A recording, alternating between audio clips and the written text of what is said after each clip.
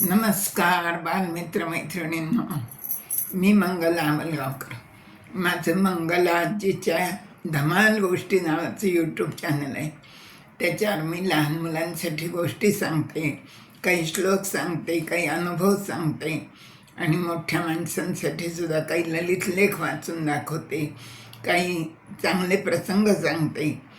तर तुम्ही सगळ्यांनी माझं चॅनल सबस्क्राईब करा, शेअर करा, लाईक करत जा आणि मित्रमैत्रिणींना पण शेअर करा.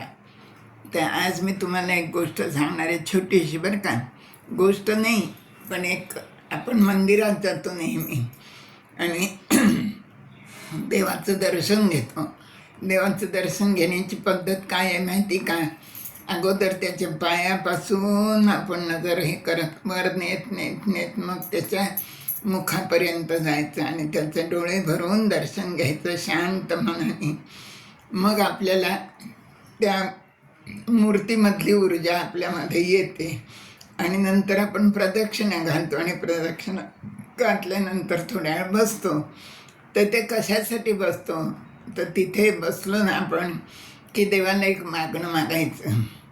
तर ते मागणं असं आहे की अनायासेन जीवनम विना दैन्येन मरणम देहांते तव सान्निध्यम देहि मे परमेश्वर.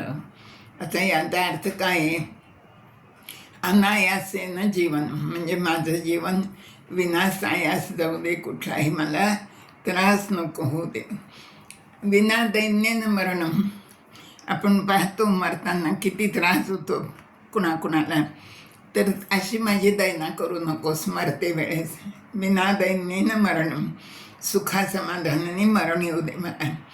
त्याच्यानंतर देहांते तव सान्निध्यम, ज्यावेळेला देहांत होण्याची वेळ येईल माझी, त्यावेळेला तुझं नाम माझ्या मुखात राहू दे, तू माझ्याजवळ राहा.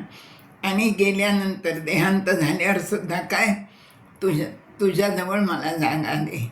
आता आपण त्या देहि मे परमेश्वर, हे एवढंच मला दे, एवढं आपण त्या परमेश्वराला मागायचं. आणि तेवढ्यासाठी आपण प्रदक्षिणा घालून जे बसत असतो ते तेवढ्याकरता बसत असतो. तर हा एक छोटासाच श्लोकच आहे तो, आणि अतिशय महत्त्वाचा आहे की ज्याने प्रत्येकानेच तो म्हणावा. तर तो मी तुम्हाला सांगितला. धन्यवाद.